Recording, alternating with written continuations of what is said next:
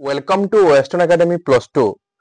आज आम plus two history second year जोटा प्रथम विषय भारतीय इतिहास उपादान संपर्क में आलोचना करवा। आशा करी भिडियोटी आपण मानक निश्चय भल लगे।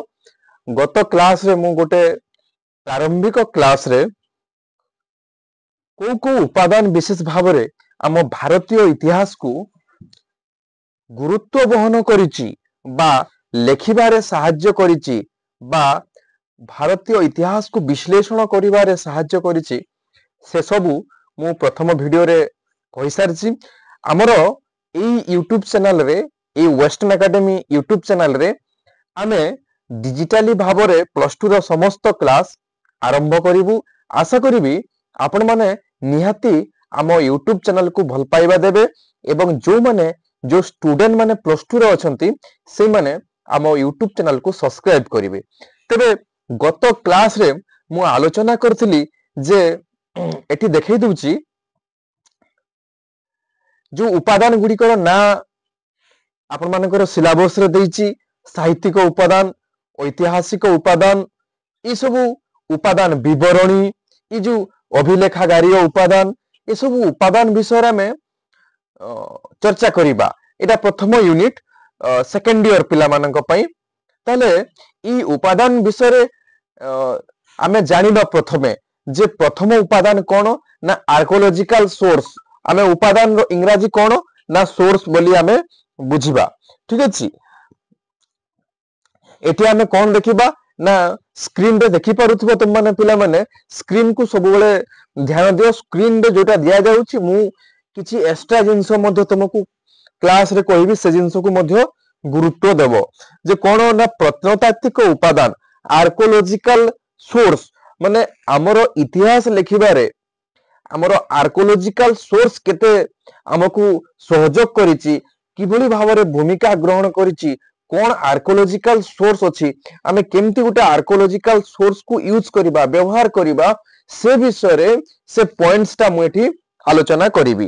देखंतु ताहले आमे ई जो प्रत्नतात्विक उपादान आर्कोलॉजिकल सोर्स रो आक्षरिक अर्थ कोन आमे जानिबा जे तार मीनिंग कोन प्रत्नतात्विक उपादान कहिले आमे कोन बुझू प्रथमे ताको आमे बुझिबा। कोन बुझू ना यार अर्थ होची कोन ना पुरातात्विक अवशेषर अध्ययन को बुझाए थाए।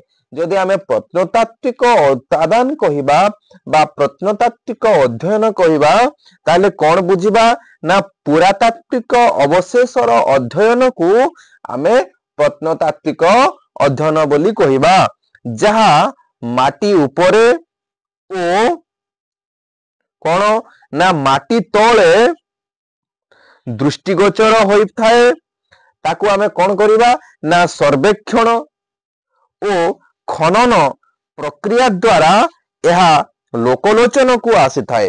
कोटा ना ए प्रत्नतात्विक उपादान पिला माने जेतिकी अछि कोन थाए ना बेले बेले हमकु माटी तळे खनन करिया को दरकार आउ बेले बेले कोन ना माटी ऊपर मध्य किछि जेंति राजवंश मानकर राजबाटी माटी ऊपर अछि किछि राजवंश मानकर राजबाटी लोप पाई जाइछि जोटा को हमकु खनन करिवार आवश्यकता रहिछि से तथ्य से तथ्य को आमे कोन करिबा ना इतिहास लिखिबा पई सहयोग करिवो हला। एगुडीकर उपयुक्त विश्लेषण द्वारा आवश्यक तथ्य ऐतिहासिक को मिली थाए। ए जो हमर खनन एवं माटी तळे खनन एवं माटी ऊपर थिबा जो तथ्य ताको आमे विश्लेषण करिबा अध्ययन करिबा प्रकृति रे यह हमकु इतिहास रचना रे कोन सहाय्य करिवो तेनु करी यह ए दिगरु गुरुत्वपूर्ण हला। यह को प्रत्नतात्विक उपादान कहा जाय। ई जो उपादान आमे माटी तळु किबा माटी ऊपरु संग्रह करिबा से उपादान संग्रह को एवं ताको विश्लेषण को आमे कोन करिबा ना आर्कोलॉजिकल सोर्स आम इतिहास रचना पाई बोली आमे ग्रहण करिबा। बुझे होची आमे बुझिबा जे 1784 मसिया रे हमर बंगरे कलिकतार एशियाटिक सोसाइटी एक बोली संस्था प्रतिष्ठा हेबा बा हेला। यार फल कौन है ना प्रत्नतात्विक क्षेत्र में जो प्रत्नतात्विक तथ्य अध्ययन क्षेत्र में कौन है ना अनेक गवेषणा करा जाइथिला।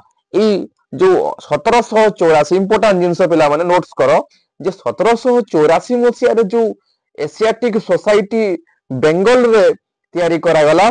से बेंगल जो एशियाटिक सोसाइटी बेंगल रे प्रतिष्ठा हैला। से प्रतिष्ठा फल कौन है ना विशेष भाव में आमर जो प्रत्नतात्विक क्षेत्र में विशेष भाव में एक गवेषणा आरंभ है अध्ययन आरंभ है। ठीक अच्छे तापर कौन होची ना प्रत्नतात्विक उपादान को विभिन्न भाग में विभक्त करा जाए। आमे तो केवल कहीदेले हम नहीं जे प्रत्नतात्विक उपादान कौन बोली आमे बुझिले किंतु तार विभाग कौन तार ब्रांच गुड़ाक कौन आमे को जिनस को आमे प्रत्नतात्विक विभाग अंतर्भुक्त करि परिबा। से कहउचंती कौन ना यथा अभिलेख अभिलेख कहले आमर ताम्रफलक शिलालेख प्रस्तर बा मंदिर गात्र खोला जाइथिबा विभिन्न चित्रपट राजा मानकर प्रशस्ति राजा मानकर वीरत्व गाथा जो विभिन्न जो प्राचीन काल रे पर्वत चट्टाण रे शिलालेख कहा जाए ताकू आमर पोथी आकार रे बा आमर तमाने देखिथिबो जे ताम्र फलक रे लिखा जाए याकू कोन कहा जाए या अभिलेख पर्यायभुक्त। तापर होची द्वितीयटी होची पांचटी पिला माने पांचटी उपादान प्रत्नतात्विक उपादान रे जाउची पांचटी ब्रांच बा पांचटी गुरुत्वपूर्ण कौन ना मुद्रा गोटे मुद्रा होची कौन ना से समय रे आमे जदी गोटे राजांकर इतिहास लेखिबा धरंतु जदी आमे कपिलेन्द्र देवंकर इतिहास लेखिबा तांकर समयर मुद्रा को आमको मध्य देखिबा को पड़िबो। तेणु मुद्रा मध्य इंपोर्टेंट। 3 नंबर कौन ना कीर्ति स्तंभ से कौन कौन करिजंती तांको समय रे को बड़ बड़ कीर्ति गुड़ाक होईची कीर्तिराज कौन कौन होईची को मठ मंदिर होईची को बड़ बड़ लोक को पोखरी होईची को जगह रे बंध होईची ए सब को मध्य अध्ययन करा जिवो। तापरे कौन ना कला एवं स्थापत्य तांको समय रे कौन कला स्थापत्य थिला। तापरे होची प्रत्नतात्विक खनन। प्रत्नतात्विक खनन माने होची जो माटी तले जो विषय गुड़ाक अच्छी जो धरतु कौन बिल्डिंग बा कौन राजदरबार फाउंडेशन हो बा कौन राजदरबार भग्नावशेष हो ताको आमे खनन द्वारा पाइबा बा कौन एक आमे देखिबा जे मोगल समय एक कूओ अच्छी ताको आमे खनन द्वारा देखिबा जे मोगल समय प्रकृत रे एई टाइप रो खनन करा एई टाइप रो कूओ थिला एरा प्रकृत रे मोगल समय रो कूओ की नुहे आमे ताको विश्लेषण द्वारा जानिबा। तेणु ई पांचटी विषय होची पांचटी जिनिस होची कोन ना प्रत्नतत्व रे जाउची। ठीक अछि मन रहिला। ताले आमे प्रथमटा कोन देखिबा ना अभिलेख देखिबा। अभिलेख कोन अभिलेख कहले आमे कोन बुझिबा ना प्रस्तर मु जेमति कहूची प्रस्तर रे खोदायित होइथिबा लिपि को कहबा अभिलेख। तापरे कोन ना स्तंभ रे लेखा होची ताको कहा जे स्तंभाभिलेख। तापरे होची मंदिर कांथरे पिला माने देखिथिबो तमे पुरी रो जगन्नाथ मंदिर रे किछि जिंस अछि बा एमती अनेक मंदिर अछि जोटा मंदिर कांथरे खोदायित करी लेखा जाए। ताबा गुंफा माने तमे देखिथिबो हमर जो हाथी गुंफा शिलालेख अछि बा जय विजय से तो मंदिर रे अछि। तापरे हमर जो खंडगिरी रे जो शिलालेख अछि तापरे उदयगिरी। तापरे तमे देखिथिबो इंपोर्टेंट होची धौलीगिरी हमर जो अशोकंकर शिलालेख धौलीगिरी शिलालेख ये सब शिलालेख गुंफा रे अछि पर्वत रे अछि। तापरे ताम्र फलक रे विभिन्न ताम्र तंबा पटारे आमे अभिलेख पाइबा। ई जो विभिन्न प्राचीन लिपि रे लेखा जाइथिला विषय को बुझाई थाए। कौन ना ई जो आमे जो कहली स्तंभा माने स्तंभरे मंदिर गात्रे बा पर्वतरे बा प्रस्तर जो प्राचीन लिपि रे लिखा जाइछि विभिन्न सूचना दिया जाइछि विभिन्न विषय लिखा जाइछि विवरणी लिखा जाइछि जो राजांकर राजत्वर नियमावली लिखा जाइछि से सबु जिनिस को आमे कोन करिबा ना अभिलेख पर्यायभुक्त करि पारिबा। एहार अध्ययन को पुरालेख कहार अध्ययन को ना अभिलेखर अध्ययन को पुरालेख तत्व बा एपिग्राफी कहा जाए। आमे अभिलेखर अध्ययन क्वेश्चन आसीबो जे अभिलेखर अध्ययन को कोन कहा जाए ना पुरालेख अध्ययन बा एपिग्राफी बोली कहा जाए।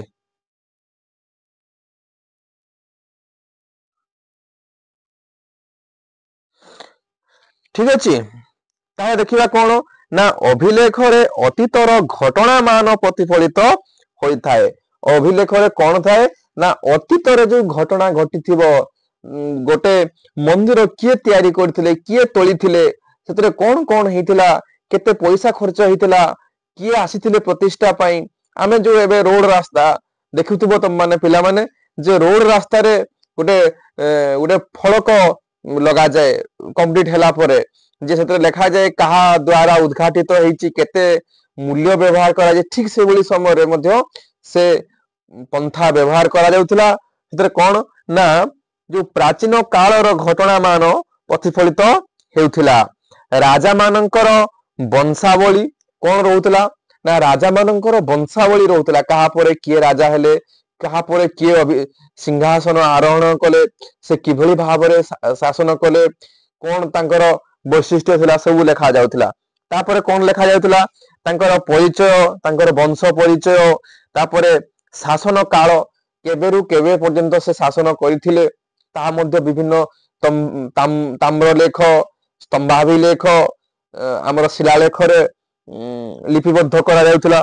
तापरे राज्य जय जेमति कपिलेंद्र देव विभिन्न राज्य जय करथिले से यदि धरंतु कोंडाभीर राज्य जय कले से कोंडाभीर राज्य जय करबा परे कोन करूथले ना गोटे शिलालेख लिखनकार को डाकी की लिखिबे जे आजी अमुक तारी वीरश्री गजपति गौड़ेश्वर नवकटी कर्णाट कलवर्गेश्वर एम अमुक राज्य को जय कले एमती लिखुथिले राजा माने। ठीक अछि राज्य जय कथा लिखुथिले। तापरे शासन व्यवस्था तांको समय रे से किभली भाबरे शासन व्यवस्था करूचंती काहाकू दान दक्षिणा देइचंती कि शासनर नियम जेमती आमे यदि ग्रीक इतिहास को देखिबा हम्मुराबींकर जो नियम रहितला ताको से प्रस्तर देहरे लिपिबद्ध करैथिले। तापरे तांगर धर्म नीति से को धर्म को कोन करूचंती ना ग्रहण करंती को धर्मर प्रचार करंती। बेले बेले तमे देखिथिबो जे आम ओडिसा रे मध्ये सेमती अछि जे हमर जेते बेले पंचसखा समय रे बा हमर 16 शताब्दी समय रे विशेष भाव रे ओडिसा रे वैष्णव धर्म धारा प्रभावित होउतला। तेणु करी राजधर्म हिसाब रे बहुत समय रे बहुत राजा विभिन्न धर्म को प्रचार करंती बा विभिन्न धर्म को से राजधर्म भाव रे तांकर धर्म मत पोषण करंती। तेणु करी राजधर्म बा धर्मनीति मध्य से हमर प्रस्तर देह रे बा अभिलेख माध्यम रे लेखन करंती तथा समसामयिक सामाजिक और अर्थनैतिक अवस्था उपरे अभिलेख मान आलोकपात करा जाई थाए। माने जो समसामयिक अर्थनीतिक बा आर्थिक स्थिति कौन थिला से समय रे सेथरु एवं सामाजिक स्थिति कौन थिला सामाजिक रीतिनीति कौन थिला आमे ताकू मध्य जानि परिबा अभिलेख माध्यम रे। आउ कोन ना अभिलेख को उपादान भाव रे ग्रहण करिबा समय रे आमे कोन करिया दरकार ना साधारणतः आमे तीनोटी दिग उपरे दृष्टि देबा आवश्यकता रहिछि। आमे यदि अभिलेख को आम इतिहास रचना पई गोटे सोर्स भाव रे ग्रहण करिबा गोटे उपादान भाव रे ग्रहण करिबा ताले आमे को दिग उपरे गुरुत्व देबार कथा ना आमे तीनोटी दिग उपरे ଗୁରୁତ୍ୱ ଦେବାର ଆବଶ୍ୟକତା ରହିଛି। ଠିକ ଅଛି, ଆମେ ଯେମିତି କଲେଜ ଗଲା ବେଳେ ଆମେ ତିନୋଟି ଦିଗ ଉପରେ ତିନୋଟି ଚାରୋଟି ଦିଗ ଉପରେ ଆମେ କିଭଳି ଭାବରେ ଭଲସେ ପହଞ୍ଚିବା, କିଭଳି ଭାବରେ ଭଲ ଡ୍ରେସ ପିନ୍ଧିବା, ଭଲ ଗାଡିରେ ଯିବା, ଏମିତି ଯୋଉ ତିନୋଟି ଚାରୋଟି ଦିଗ ଆମେ ଗୁରୁତ୍ୱ ଦଉ, ଠିକ ସେମିତି ଆମେ ଗୋଟେ ଅଭିଲେଖ ଗାରିର ଉପାଦାନ ବା ଗୋଟେ ଅଭିଲେଖକୁ ଗୋଟେ ଉପାଦାନ ଭାବରେ ଜଣେ ଐତିହାସିକ ଯେତେବେଳେ ଅଧ୍ୟୟନ କରୁଛନ୍ତି, ତାହେଲେ ସେ ତିନୋଟି ଦିଗ ଉପରେ ଗୁରୁତ୍ୱ ଦେବା ଆବଶ୍ୟକତା ରହିଛି। ସେଟା କଣ ନା, ସେ ହଉଛି ଯେ ମିଳିଥିବା ସ୍ଥାନ, ଯୋଉ ଅଭିଲେଖଟି ମିଳିଛି, ଯୋଉ ଶିଳାଲେଖଟି ମିଳିଛି, ଯୋଉ ସ୍ତମ୍ଭାଭିଲେଖଟି ମିଳିଛି, ତାହା କୋଉ ସ୍ଥାନରୁ ମିଳିଛି। ତେଣୁ ତମେ ନୋଟ୍ସ କରିପାରିବ ନା କୋଉ କୋଉ ଦିଗ ତିନୋଟି, ନା ପ୍ରଥମଟି ହଉଥିବା ମିଳିଥିବା ସ୍ଥାନ ଯୋଉଠୁ ମିଳିଛି ହେଲା। ତାପରେ କଣ ନା ଉଲ୍ଲିଖିତ ତଥ୍ୟର ଅଧ୍ୟୟନ, ଯୋଉଟା ସେ ଅଭିଲେଖରେ ଲେଖା ଯାଇଛି ତାକୁ ଆମେ ଅଧ୍ୟୟନ କରିବା, ପଢିବା, ନିଜ ଭାଷାରେ ପଢିବା, ତାକୁ ବିଶ୍ଳେଷଣ କରିବା। ତାପରେ କଣ, ତାପରେ ଏହାର ବ୍ୟାଖ୍ୟା, ତାକୁ ଆମେ ବ୍ୟାଖ୍ୟା କରିବା, ଆହୁରି ଟିକେ ତର୍ଜମା କରିବା, ବୁଝି ହଉଛି। ତାପରେ କଣ ନା ବିଭିନ୍ନ ସମୟରେ ଅଭିଲେଖ ଗୁଡିକ ବିଭିନ୍ନ ଭାଷାରେ ଲେଖା ଯାଇଥିବା ଜଣାଯାଏ।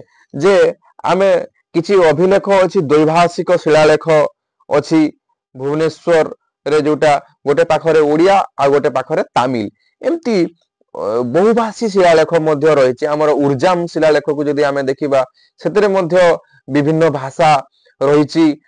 ତେଣୁକରି ଗୋଟେ ଗୋଟିଏ ଶିଳାଲେଖରେ ଆମେ ଅନ୍ୟ ଭାଷାରେ ମଧ୍ୟ, ଓଡିଶାରେ ଶିଳାଲେଖ ହେଇଥିବ କିନ୍ତୁ ଅନ୍ୟ ଭାଷାରେ ହେଇଥିବ, ତାକୁ ମଧ୍ୟ ଅଧ୍ୟୟନ କରିବାର ଆବଶ୍ୟକତା ରହିଛି। ଯେମିତି ଅଶୋକଙ୍କର ସମୟରେ ଅଭିଲେଖ ଗୁଡିକ ମୁଖ୍ୟତଃ ବ୍ରାହ୍ମୀ ଲିପିରେ ଲେଖା ଯାଉଥିଲେ। ମାନେ ଅଶୋକ ଯୋଉ ରାଜା ଥିଲେ, ତାଙ୍କ ସମୟରେ ଯୋଉ ଲିପି ଗୁଡାକ, ଯୋଉ ଅଭିଲେଖ ଗୁଡାକ ଖୋଦନ କରାଯାଇଛି, ତାହା କଣ ନା ବ୍ରାହ୍ମୀ ଲିପି, ତାର କଣ ଥିଲା, ବ୍ରାହ୍ମୀ ଲିପିରେ ଖୋଦିତ ହେଇଥିଲା।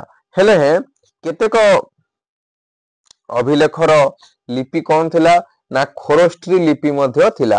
କିଛି ବ୍ରାହ୍ମୀ ଲିପି, କିଛି ଖୋରଷ୍ଟ୍ରୀ ଲିପି। ଗ୍ରୀକ ଓ ଆରବୀୟ ଲିପିର ବ୍ୟବହାର ମଧ୍ୟ ଦେଖିବାକୁ ମିଳେ। ଆମର ଅଶୋକଙ୍କର ସମୟରେ, ରାଜତ୍ୱ ସମୟରେ କଣ ନା ବ୍ରାହ୍ମୀ ଲିପି, ଖୋରଷ୍ଟ୍ରୀ ଲିପି ଏବଂ ଆମର ଗ୍ରୀକ ଲିପି ଆଉ କିଛି ଆରବୀୟ ଲିପି ମଧ୍ୟ ଦେଖିବାକୁ ମିଳେ।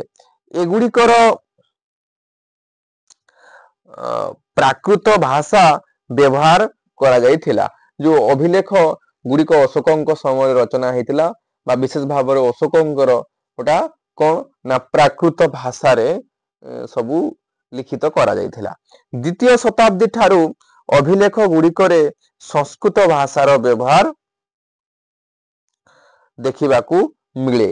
ଆମେ ଏଇ ଦ୍ୱିତୀୟ ଶତାବ୍ଦୀ, ଖ୍ରୀଷ୍ଟୀୟ ଦ୍ୱିତୀୟ ଶତାବ୍ଦୀ କଥା ଦେଖିବା, ତାହେଲେ ସେ ସମୟ ପରଠାରୁ ଆମେ ଯୋଉ ଅଭିଲେଖ ଗୁଡିକୁ ଦେଖିବା, ତାହା ବିଶେଷ ଭାବରେ କଣ ନା ସଂସ୍କୃତରେ, ସଂସ୍କୃତ ଭାଷାରେ, ସଂସ୍କୃତ ଲିପିରେ ଲେଖା ଯାଇଥିବା ଅଭିଲେଖ ଦେଖିବା।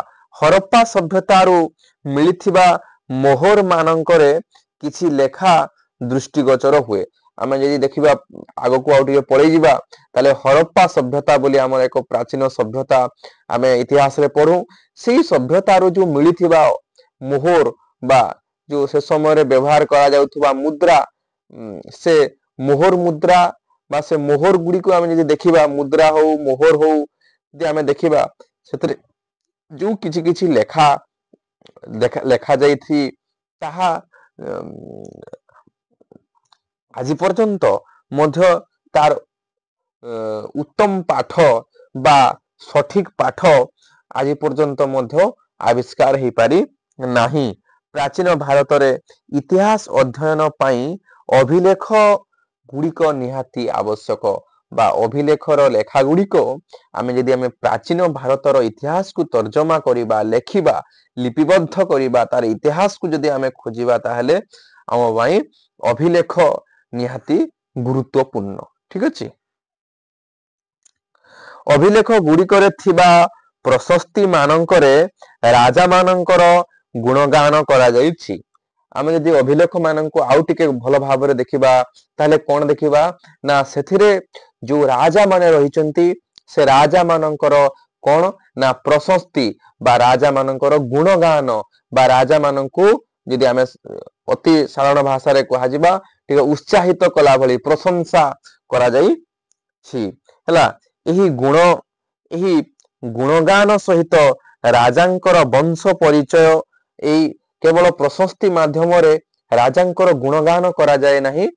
କଣ କରାଯାଏ ନା ରାଜାଙ୍କର ପ୍ରଶସ୍ତି ଗାନ ସହିତ ତାଙ୍କର ବଂଶାବଳୀ ତାଙ୍କର ରାଜବଂଶର ଇତିହାସ କିଏ କାହା ପରେ ରାଜା ହେଲା କିଏ ରାଣୀ ହେଲା କୋଉ ରାଜା କେତେ ଦିନ କେତେ ଅଙ୍କ ଶାସନ କଲା ଏଇ ବଂଶ ପରିଚୟ ମଧ୍ୟ ଆମେ ଦେଖିବାକୁ ପାଇବା। ତାପରେ ଶାସନ ଓ ରାଜ୍ୟ ଜୟ ତାପରେ ଏ ବିଷୟରେ ମଧ୍ୟ ଆମେ ତଥ୍ୟ ଏଇ ଅଭିଲେଖ ଭିତରୁ ଆମେ ପାଇପାରିବା। ଏହାର ମୁଖ୍ୟ ଉଦାହରଣ ହେଉଛି ଆମେ କଣ ନା ପ୍ରୟାଗ ପ୍ରଶସ୍ତି ଗୋଟେ ଇମ୍ପୋର୍ଟାଣ୍ଟ ପ୍ରଶସ୍ତି ହଉଛି କଣ ନା ପ୍ରୟାଗ ପ୍ରଶସ୍ତି। ଏହା ସମୁଦ୍ରଗୁପ୍ତଙ୍କର ଯୁଦ୍ଧ ଓ ଶାନ୍ତି ବ୍ୟାପାର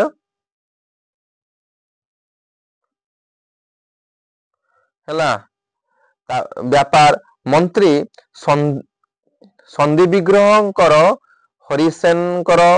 ହରିସେନଙ୍କ ପୃଷ୍ଠପୋଷକତାରେ ଲେଖା ଯାଇଥିଲା। ଏଇ ଯୋଉ ପ୍ରୟାଗ ପ୍ରଶସ୍ତି କଣ ନା ସମୁଦ୍ରଗୁପ୍ତ ଯୋଉ ଗୁପ୍ତ ସମ୍ରାଟ ଥିଲେ ସମୁଦ୍ରଗୁପ୍ତଙ୍କର ତାଙ୍କର କଣ ନା ଯୁଦ୍ଧ ଓ ଶାନ୍ତି ର ବିଷୟ ବର୍ଣ୍ଣନା କରାଯାଇଛି। ଯୋଉ ମନ୍ତ୍ରୀ ତାଙ୍କର ଥିଲେ ସନ୍ଧି ବିଗ୍ରହ ସେ କଣ ନା ହରିସେନଙ୍କର ପୃଷ୍ଠପୋଷକତାରେ ସେ ଉଭୟଙ୍କର ପୃଷ୍ଠପୋଷକତାରେ ଏଇ ଆମର କଣ ନା ପ୍ରୟାଗ ପ୍ରଶସ୍ତି ପିଲାମାନେ ଲେଖା ଯାଇଛି। ଏଥିରେ ସମୁଦ୍ରଗୁପ୍ତଙ୍କର ସିଂହାସନ ଆରୋହଣ ନା ପ୍ରୟାଗ ପ୍ରଶସ୍ତିରେ କଣ ଅଛି ନା ସମୁଦ୍ରଗୁପ୍ତଙ୍କର ସିଂହାସନ ଆରୋହଣ କଥା ବର୍ଣ୍ଣନା କରାଯାଇଛି। ରାଜ୍ୟ ଜୟ କଥା ବର୍ଣ୍ଣନା କରାଯାଇଛି। ତାପରେ ଧର୍ମ ନୀତି କଥା ବିଷୟରେ ମଧ୍ୟ ବର୍ଣ୍ଣନା କରାଯାଇଛି। ଏଇଭଳି ଭାବରେ ତାଙ୍କର ଅନେକ ତଥ୍ୟ ସମୁଦ୍ରଗୁପ୍ତଙ୍କର ପ୍ରୟାଗ ପ୍ରଶସ୍ତିରେ ରହିଛି। ତାପରେ ଯଦି ଆମେ ଦେଖିବା ନାସିକ ଅଭିଲେଖ ତାପରେ ଆମର ଓଡିଶାର ହାତୀଗୁମ୍ଫା ଅଭିଲେଖ ତାପରେ ଐହୋଲ ଅଭିଲେଖ ଇ ଅଭିଲେଖ ଶ୍ରେଣୀରେ ଅନ୍ତର୍ଭୁକ୍ତ। ଏମାନେ ହଉଛନ୍ତି କଣ ନା ସବୁ ଅଭିଲେଖ ଗୁଡିକ ଅନ୍ତର୍ଭୁକ୍ତ ହେଲା। ଅନେକ ଅଭିଲେଖରେ ଧର୍ମ ବିଷୟରେ ବର୍ଣ୍ଣନା କରାଯାଇ ଅଛି। ଆମେ ଅନେକ ଅଭିଲେଖ ଏମିତି ପାଇବା ଯେଉଁଥିରେ ବିଭିନ୍ନ ଧର୍ମ ବିଷୟରେ ମଧ୍ୟ ବର୍ଣ୍ଣନା କରାଯାଇଛି। ଅଶୋକଙ୍କର ଅନେକ ଅଭିଲେଖ ତାଙ୍କ ପ୍ରଣୀତ ଧର୍ମ ଉପରେ ଆଧାରିତ ଓ ଅନ୍ୟ କେତେକ ଅଭିଲେଖରେ ଶାସନ ବ୍ୟବସ୍ଥା ବିଷୟରେ ବର୍ଣ୍ଣନା କରାଯାଇଛି। ଆମେ ଯଦି ଦେଖିବା ତାହେଲେ କଣ ନା ଅଶୋକଙ୍କର ଯଦି ଅଭିଲେଖକୁ ଦେଖିବା ତାହେଲେ ତାଙ୍କର କିଛି ଅଭିଲେଖ ଅଛି ଯୋଉଥିରେ ତାଙ୍କର ଧର୍ମ ମତ ଗୁଡାକ ଲେଖାଯାଇଛି ଯେ ବୌଦ୍ଧ ଧର୍ମ ଉପରେ ଗ୍ରହଣ କରିଥିଲେ ସେଟା ଲେଖାଯାଇଛି। ଏବଂ ଆଉ କିଛି ଅଭିଲେଖ ଅଛି ଯୋଉଥିରେ ତାଙ୍କର ଶାସନ ବ୍ୟବସ୍ଥା ବିଷୟରେ ଲେଖାଯାଇଛି। ଭୁବନେଶ୍ୱର ନିକଟସ୍ଥ ଧଉଳି ଓ ଗଞ୍ଜାମ ଜିଲ୍ଲାର ଜଉଗଡ ଅଭିଲେଖ ଅଶୋକଙ୍କର ଶାସନ ନୀତି ବିଷୟରେ ପିଲାମାନେ କଣ ନା ସୂଚନା ଦେଇଥାଏ। ଆମର ଯୋଉ ଭୁବନେଶ୍ୱରରେ ଅଛି ତାଙ୍କର ଧଉଳି ଯୋଉ ଆମର ପର୍ବତ ପାହାଡ ଅଛି ଧଉଳି ପାହାଡର ଯୋଉ ଅଭିଲେଖ ଏବଂ ଗଞ୍ଜାମର ଯୋଉ ଜଉଗଡ ଶିଳାଲେଖ ଏ ଦୁଇଟି ଅଭିଲେଖରେ ଆମେ କଣ ଜାଣିବାକୁ ପାଇବା ନା ଅଶୋକଙ୍କର ଶାସନ ନୀତି ସମ୍ପର୍କରେ ଆମେ ସୂଚନା ପାଇପାରିବା। ପ୍ରାଚୀନ ଭାରତରେ ଅଭିଲେଖ ମଧ୍ୟରୁ ତାମ୍ର ଫଳକ ମାନଙ୍କର ଭୂମିକା ଖୁବ ମଧ୍ୟ ଗୁରୁତ୍ୱପୂର୍ଣ୍ଣ ହେଲା। ଏଥିରେ କଣ କଣ ଲେଖା ଯାଉଥିଲା ତାମ୍ର ଫଳକ ଗୁଡିକରେ ନା ଭୂମି ଦାନ ହେଲା ଏଗୁଡିକ ଲେଖା ଯାଉଥିଲା। ତାପରେ କଣ ଲେଖା ଯାଉଥିଲା ଭୂମିର ପରିମାଣ ରାଜାଙ୍କର ନାମ, କୋଉ ରାଜା ବ୍ରାହ୍ମଣ କୁ ଅମୁକ ଗାଁ କୁ ଦାନ କଲେ, ଏଇ ରାଜାଙ୍କ ଦ୍ଵାରା ଏଇ ଲୋକଙ୍କୁ ଏତିକି ଭୂମି ଦାନ କରାଗଲା ହେଲା। ତାପରେ କଣ ନା ଏଥିରେ ସମୟ, କୋଉ ସମୟରେ ଦାନ କରାଗଲା, ଏସବୁ ତଥ୍ୟ ଆମେ ବିଶେଷ ଭାବରେ କୁହାଯାଉଥିଲା। ଆଉ ଗୋଟେ ହଉଛି ଅର୍ଥନୈତିକ ଅବସ୍ଥା ପ୍ରତିଫଳିତ ହେଉଥିଲା ଏଇ ତାମ୍ର ଫଳକ ମାଧ୍ୟମରେ। ଓଡିଶାରେ ଏହି ପ୍ରକାର ଅଭିଲେଖ ବହୁଳ ଭାବରେ ଦେଖିବାକୁ ମିଳେ, ଆମର ଯୋଉ ତାମ୍ର ଲେଖ ଗୁଡିକ। ଠିକ ଅଛି, କଣ ଦେଖିବା ନା ଶୈଲୋଦ୍ଭବଙ୍କର, ତାପରେ ଭୌମକର, ସୋମବଂଶୀ, ଗଙ୍ଗବଂଶୀ, ସୂର୍ଯ୍ୟବଂଶୀ ରାଜା ମାନଙ୍କର ଇତିହାସ, ମୁଖ୍ୟତଃ ଏଇ ରାଜା ମାନଙ୍କର ଇତିହାସ ବିଶେଷ ଭାବରେ କଣ ନା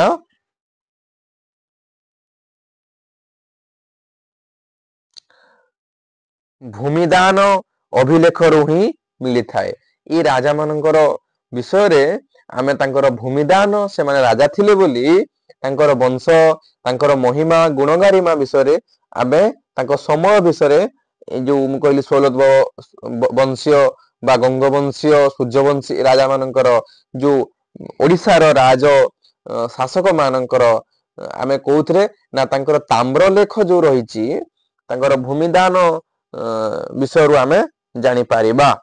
କେତେକ ଅଭିଲେଖରେ ରାଜାଙ୍କର ଆଦେଶ ବର୍ଣ୍ଣନା କରାଯାଇଛି। ଏମିତି କିଛି ଅଭିଲେଖ ରହିଛି ବା ଏମିତି କିଛି ତାମ୍ର ଫଳକ ରହିଛି ଯୋଉଥିରେ ରାଜା ମାନଙ୍କର ଆଦେଶ, ରାଜା ମାନଙ୍କର ନିର୍ଦ୍ଦେଶ ବର୍ଣ୍ଣନା କରାଯାଇଥାଏ। ଯେମିତି ହର୍ଷବର୍ଦ୍ଧନଙ୍କର ସମୟରେ ବଂଶଖେରା ଓ ମଧୁବନୀ ଅଭିଲେଖ ଏହି ଶ୍ରେଣୀର ଅନ୍ତର୍ଭୁକ୍ତ। ଆମର ହର୍ଷବର୍ଦ୍ଧନଙ୍କର ସମୟରେ ଏଇଭଳି ଧରଣର ଦୁଇଟି ଅଭିଲେଖ ରହିଛି, କଣ ବଂଶଖେରା ଏବଂ ମଧୁବନୀ ଅଭିଲେଖ। ଠିକ ଅଛି, ଏଇ ଆମର ନିର୍ଦ୍ଦେଶ ଧରଣର ଅଭିଲେଖ। ଅନ୍ୟ କେତେକ ଅଭିଲେଖକୁ ଉତ୍ସର୍ଗୀକୃତ ଅଭିଲେଖ ଭାବରେ ନାମିତ କରାଯାଇଥାଏ। ଯେମିତି ୟାଙ୍କ ନାଁରେ ଉତ୍ସର୍ଗ କରାଗଲା, ଆମେ ଗୋଟେ ବହିଟେ ଲେଖିଲେ ଯେମିତି ମୋର ଗୁରୁଙ୍କ ନାଁରେ କିମ୍ବା ମୋର ବାପାଙ୍କ ନାଁରେ ଉତ୍ସର୍ଗ କରାଯାଏ, ସେଭଳି ଭାବରେ ରାଜା ମାନେ ମଧ୍ୟ ଏମିତି ଅଭିଲେଖ ରଚନା କରାଯାଉଥିଲେ। ଯେ ଜଣେ ମଲା ବ୍ୟକ୍ତି ଭାବରେ, ଆମେ ଯେମିତି ଗୋଟେ କଲେଜ କରୁ, ଗୋଟେ ମୃତ ବ୍ୟକ୍ତି ବା ଗୋଟେ ନାମୀ ବ୍ୟକ୍ତିଙ୍କ ନାଁରେ ଆମେ ଗୋଟେ କଲେଜକୁ, ଯେମିତି ଗଙ୍ଗାଧର ମେହେର ବିଶ୍ୱବିଦ୍ୟାଳୟ ହେଇଛି, ଗଙ୍ଗାଧରଙ୍କ ନାଁରେ ଉତ୍ସର୍ଗ କରାଯାଇଛି। ଠିକ ସେଭଳି ଉତ୍ସର୍ଗୀକୃତ ମଧ୍ୟ କିଛି ଅଭିଲେଖ ରହିଛି ହେଲା। ଏଥିରେ କିଛି ନିର୍ଦ୍ଦିଷ୍ଟ ନିର୍ମାଣ, ମୁଁ ଯେମିତି କହୁଥିଲି, ଯେମିତି ଗଙ୍ଗାଧରଙ୍କ ନାଁରେ କଲେଜଟିଏ ନିର୍ମାଣ ହେଇଛି, ଫକୀର ମୋହନଙ୍କ ନାଁରେ ଯେମିତି କଲେଜଟିଏ ନିର୍ମାଣ ହେଇଛି, ଠିକ ସେମିତି କିଛି ନିର୍ମାଣ, ଯେମିତି ମନ୍ଦିର ତିଆରି, ତାପରେ ସେବା ପୂଜା, କିଛି ସେବା ପୂଜା କଥା ହଉ କିମ୍ବା ହେଲା ବା ତାଙ୍କ ନାଁରେ କିଛି ସ୍ଥାପତ୍ୟ, ଏଇଭଳି ଭାବରେ ସେ ସମୟରେ ଉତ୍ସର୍ଗୀକୃତ ଅଭିଲେଖ ମଧ୍ୟ କରାଯାଉଥିଲା।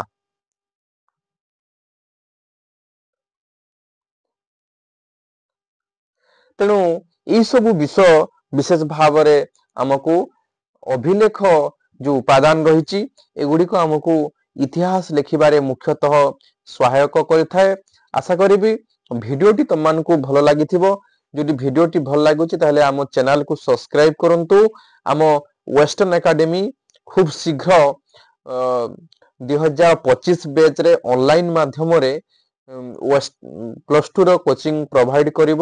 ଆପଣ ମାନେ ଆମ ଗ୍ରୁପରେ ଜଏନ ହେବା ପାଇଁ ଏ ଭିଡିଓର ଡେସ୍କ୍ରିପସନରେ ଆମ +2 ଗ୍ରୁପର ଲିଙ୍କ ଦିଆଯାଇଛି।